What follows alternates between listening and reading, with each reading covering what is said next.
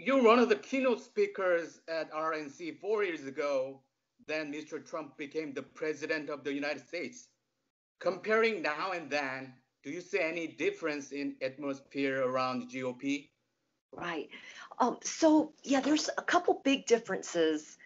In 2016, we didn't have the advantage of the presidency. So now we have the presidency and we have an incumbent president. So I think our position is much stronger than it was in 2016 because we didn't really know what was going to happen in 2016. But the other big difference in 2016, Trump had those big rallies. Do you remember? They were, huge rallies like all over the country. And this year, because of the pandemic, those kind of activities have been very limited. So that's, I think, the big differences this time. Well, what was your message 4 years ago at the speech? Well, you've seen the speech? I was just sharing my story about being the daughter of immigrants and how my parents believed in the American dream and that they could have a better future and opportunity for their children.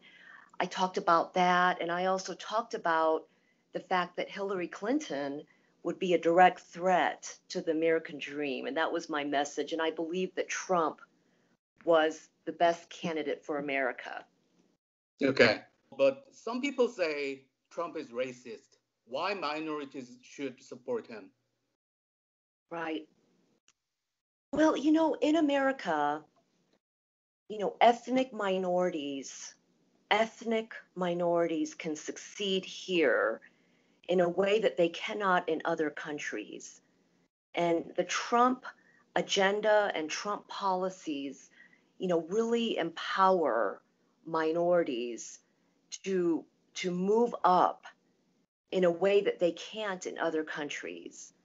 And so I think you look at the record, you look at historic unemployment rates and how Korean American businesses have prospered. And I think that's a strong case for why Korean Americans should vote for Trump.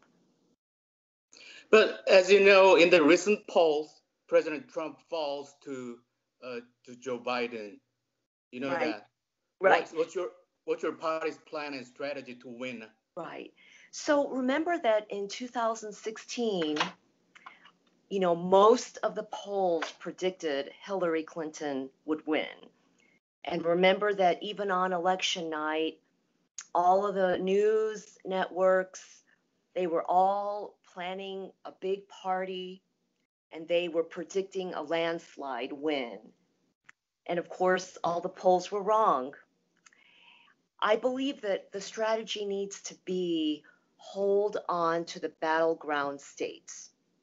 So, and right now, Trump campaign is very well funded and organized, and they're working very, very hard in those battleground states. And I think he needs to hold on to them in order to win again in 2020. I know that you're the leader of the organization called Korean American for Trump. Could you tell us about the organization and who are there? Right. Yeah, so in 2016, when we were facing the election, I saw that there was Korean Americans for Hillary and Korean Americans for Bernie. And I thought to myself, we have to do something for Trump. And so it just kind of started as like a social media group. And we've done some things like we paid for advertisement, and we've done voter guides, and we've done lots of articles and editorials and lots of mostly social media. And so, we're not an official organization, but, we just want to get the word out that, we support President Trump and we support his presidency. Oh, so it's just for like organization for the election campaign, not for political empowerment for Korean Americans. Well, we're trying to encourage Korean Americans to be more involved and active and aware of the political issues. And so, I think that's kind of our perspective. And I am on the Asian Pacific Americans for Trump Advisory Board. So that's more of an official coalition, and I'm on that board, and so that gives representation for Korean Americans. So